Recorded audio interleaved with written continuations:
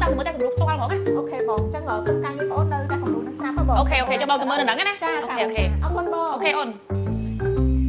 អូតែគម្រោងវាស្អាតណាស់វើយស្អាតសាហាវ បងជំនួសបង នេះសួរអូន ចា ចុះណៃនៅពីមិញហ៎មែនណៃ តែខ្ញុំខាងកាន់តែគម្រោងតាបង អញ្ចឹងហ៎ ចាតើឥឡូវបងចូលមកខាងក្នុងផ្ទះបង អូខេបងមើលខាងក្នុងផ្ទះមើលចាំមើលដូចគ្នាបងណៃមានភ្លុះអត់ អត់ទេបងអត់ទេ អត់មានភ្លុះទេ អត់ទេមានភ្លុះចាបងពេញ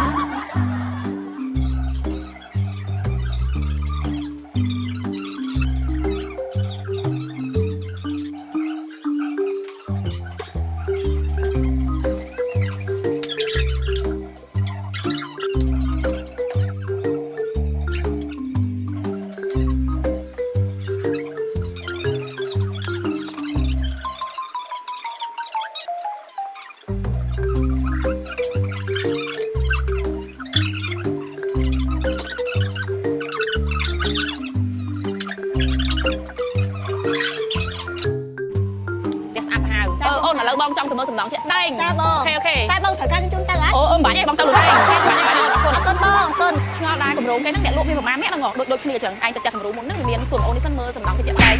បងសុំជួយហើយមានបាត់ដូចគ្នាហ្មង ខ្ញុំខាងភាពអត់តាបង អញ្ចឹងនៅគម្រោងហ្នឹងមកដូចឯងទាំងអស់គ្នាឬក៏មិន អត់ទេអត់ទេដែរ អញ្ចឹងហ៎អញ្ចឹងអាហ្នឹងគេប្រើអត់អី អូខាងខ្ញុំវិឡាតូនេះប្រើអត់20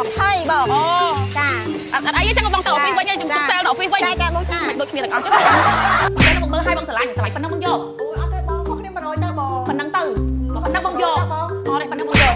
ខុសគ្នាតែ100ទៅ ប៉ុណ្ណឹងហើយតម្លៃប៉ុណ្ណឹងហើយលើខ្វះទៀតប៉ុណ្ណឹងបងយក នៅតែគ្មានបានការអូនអងបងអមអាយទៅនៅក្បែរបងទៀតបានទេ